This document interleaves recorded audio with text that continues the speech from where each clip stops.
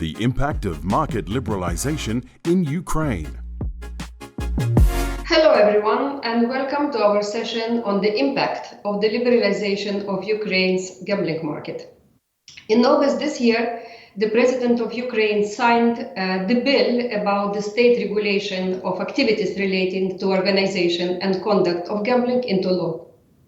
Liberalization of gambling market in Ukraine has been really long-awaited event and really a highly anticipated event because the market has been closed for well over a decade following a tragedy in one of the land-based casinos. So now, with this passing of the law, we don't have just hope.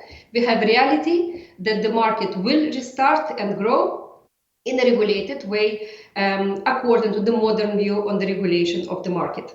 So let's find out what liberalization of Ukraine actually means for the entrance to the market.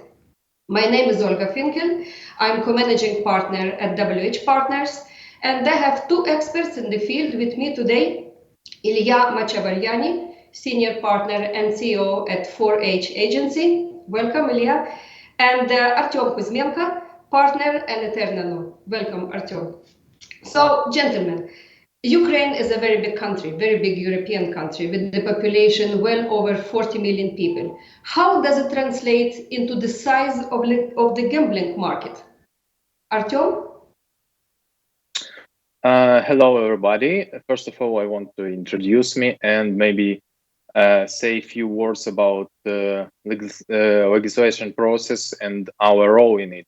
So my name is Artem KUZMENKO. I'm partner from Eterna Law Ukraine. And the process of preparing the gambling law began more than a year ago. And our company and I took part in this process from very beginning. We work with President Office, with Parliament, with experts, and more than 3,000 amendments were submitted to the bill. And it was more than 1,000 pages. Now we're still working with Parliament on taxes for gambling market, and it was actually a very difficult process, and a lot has changed during the time. But the main goal was to develop such a law what would allow the market to be launched quickly, and I believe that we succeed since many requirements for operators and equipment are simpler than in other jurisdictions.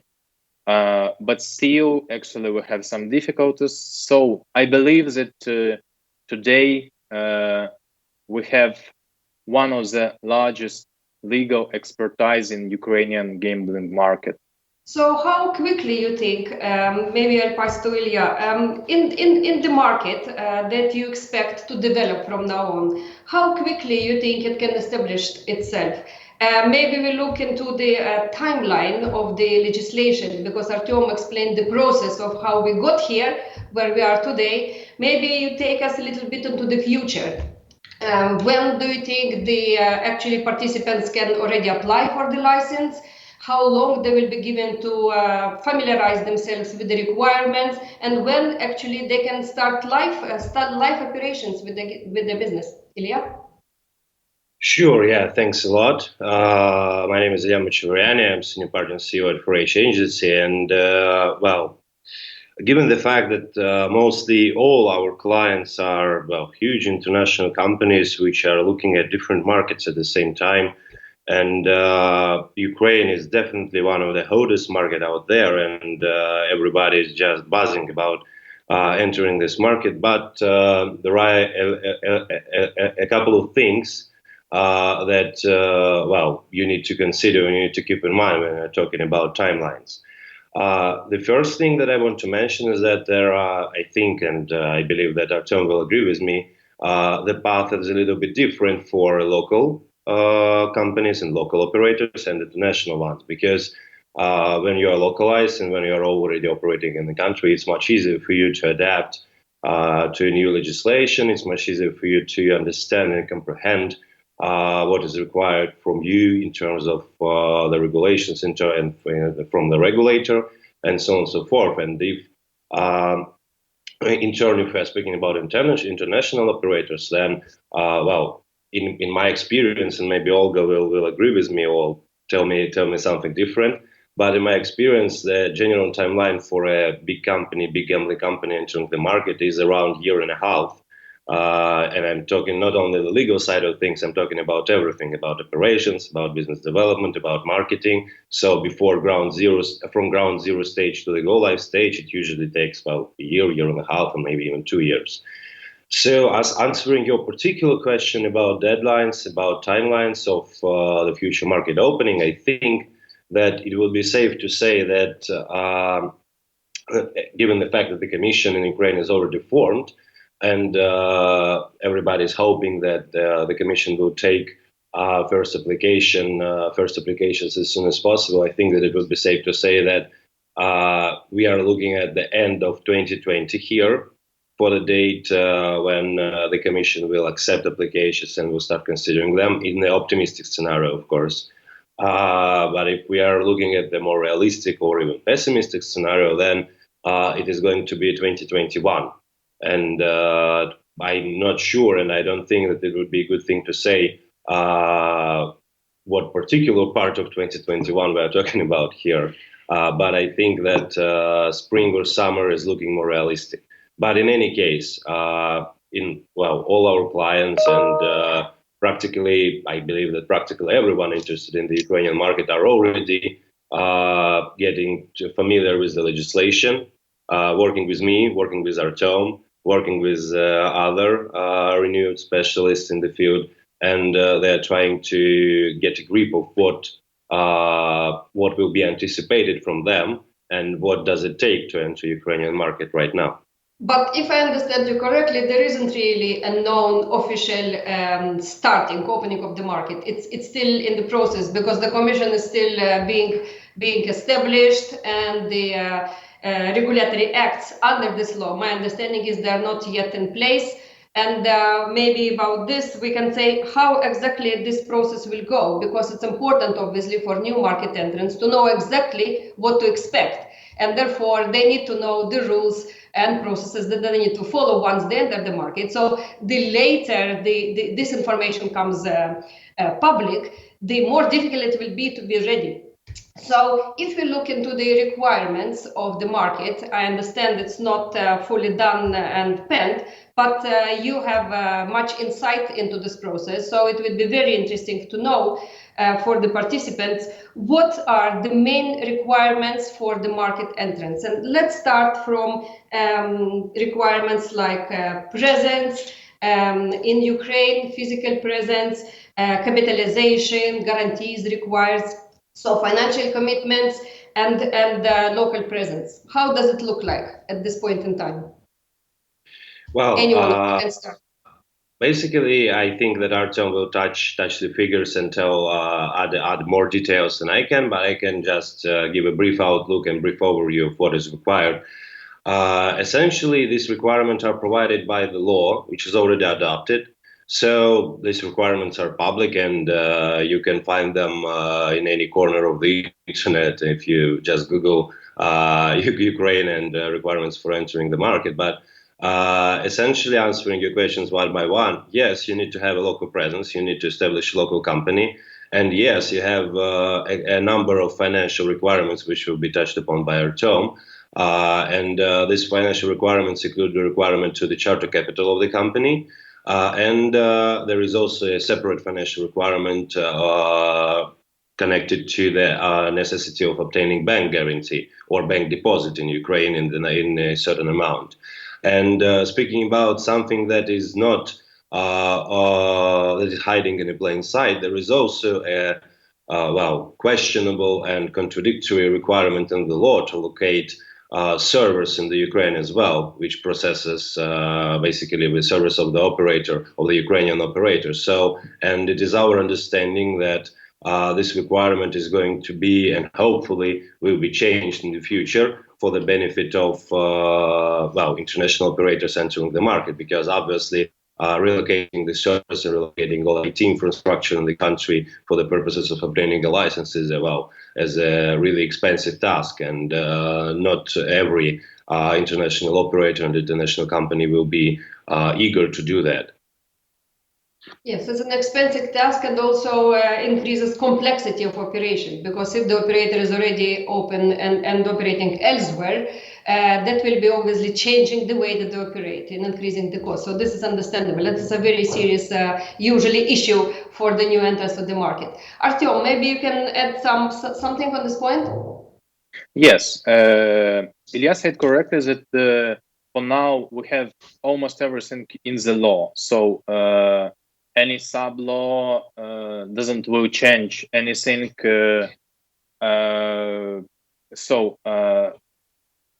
Everybody now, for now, can just look in the law and know everything.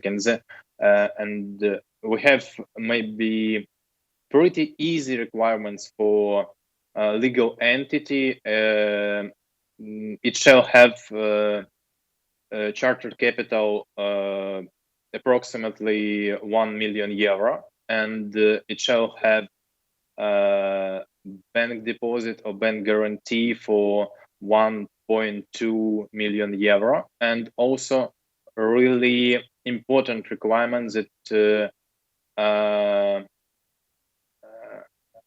corresponding to reputational requirements and do not have any connection with Russia or with other countries that violate anti-money or laundering regulation. Okay, that's interesting. That brings me to the next question. If you compare, I mean, yes, some things are known, some things are maybe not, and as we know, the devil is in the detail. And so far, we don't really have the fine detail. But if you compare the proposed regulation to regulation of, I don't know, United Kingdom or Malta or Sweden, do you think for European operators coming from United Kingdom or Sweden or Malta, how difficult or how easy will it be to comply? In the sense, is it very different from the regulation that other European countries use, or it's a similar in a way, and therefore it shouldn't be a big shock for the new entrants from Europe when they start the Ukrainian market? Well, Artem, if you don't mind, I will try to start, and then you will finish. Well, essentially, I did a lot of thinking about this question, because, well, I need something to tell my clients, and I need something to tell my international operators who are looking at this market.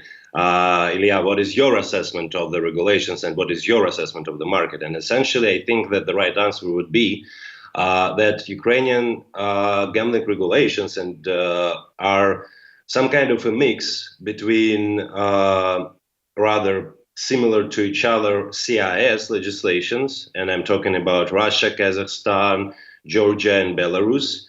But at the same time, Ukrainian authorities and people who are working on the law, and thanks Artem, they were trying to accommodate as much best international practices as possible into the law. But you still need to keep in mind that, again, this law is very, very affected by its neighbors, and very, very affected by regulations of its neighbors. And because of that, I think that, answering again your particular question here, I think that the key issue that I want to highlight is that Sweden regulations, UK regulation, Malta regulations, they are much more well developed than Ukrainian one. And I'm not talking about quality of the regulation, obviously, because Ukrainian law is of high quality, in my opinion. I'm talking about depth of the regulations, because in UK you have LCCP, in Malta you have numerous guidelines with regard to advertising, with regard to your products, with regard to your games, whilst Ukrainian regulations do not have any of that.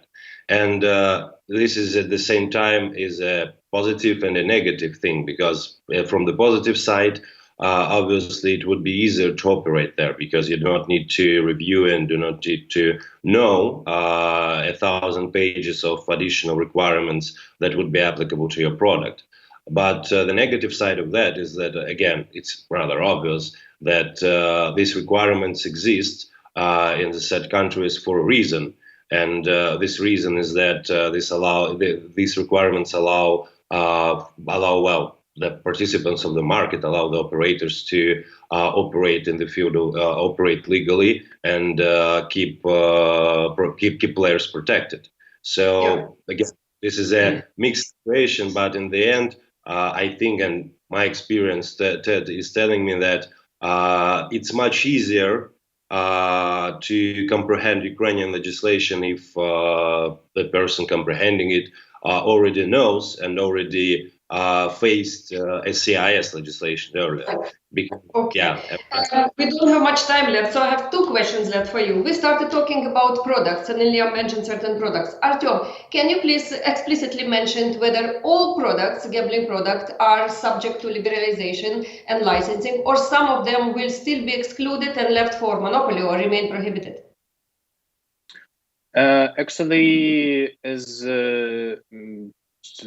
in many other jurisdictions, we have monopoly on lottery, and it's not gambling product, and it will be state lottery with only 3 license, and other main products will be legalized. Right. So lottery, it's a question mark, of course, depends how you see it, whether it's gambling product or not, but it is a legal fiction. If the law says it's not a gambling product, then it's not a gambling product. Yeah. But yes. In a wider spectrum of all of the products that relate to potentially gambling, okay, so now we know that lottery is not subject to liberalization, but all other products are. Good. And if there is any limitation on the number of licenses that will be issued per product or per category, or whoever satisfies the requirement will be allowed to get license? Artem? Is there a limit on the number of licenses in the legislation? No. We don't have any limitation, so so everybody can take all of them. Right. Okay. So this is good. So basically, there is no limitation per number. Therefore, everybody who satisfies the requirements will be able to enter the market, and then obviously that will be a commercial competition on the market. My last question before we wrap up is, what will be your advice to the new entrants? I mean, you've seen things on the inside, you see how it's developing, and you see what will be happening with the market going forward. What do you think is most important for foreign-based, European-based operators who would like to enter the market? What should they focus on? Is it very important to get a local partner, for example, or other things? I would like to know your views, and our participants would like to know that. I would like both of you to answer, please. Thanks, Olga. I will start, I guess. I think that the best advice that I could give, and I give this advice to everyone asking me about Ukraine, is to not rush things too much.